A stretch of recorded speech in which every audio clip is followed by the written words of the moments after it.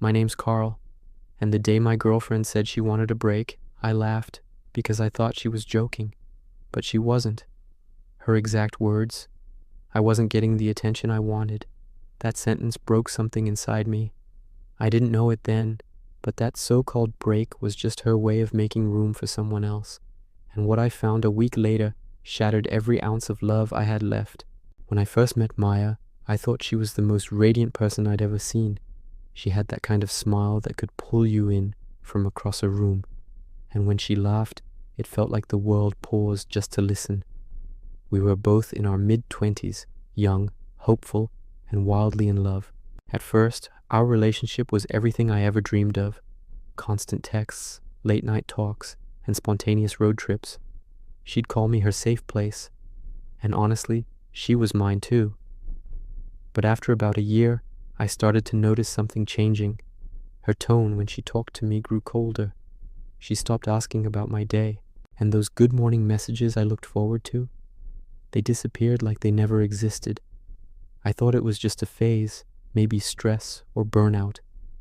But deep down, something in me whispered that this wasn't just about being tired. It started small, her staying out late with friends I'd never met. Her phone suddenly had a lock code, and she'd turn it over whenever I walked by. I remember one night when she came home, smelling faintly of cologne.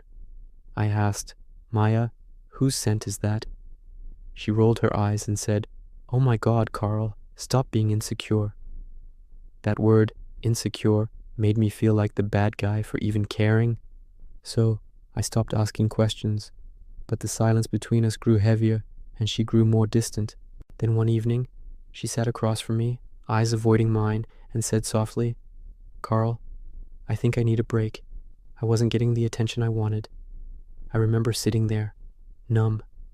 Attention? I'd given her everything, my time, my trust, my love.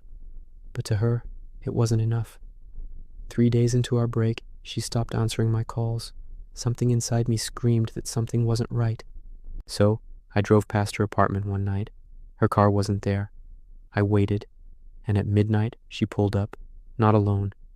A guy got out of the passenger seat. They were laughing, drunk on each other. Then, he kissed her right there, under the streetlight, the same way I used to. My heart didn't just break, it disintegrated.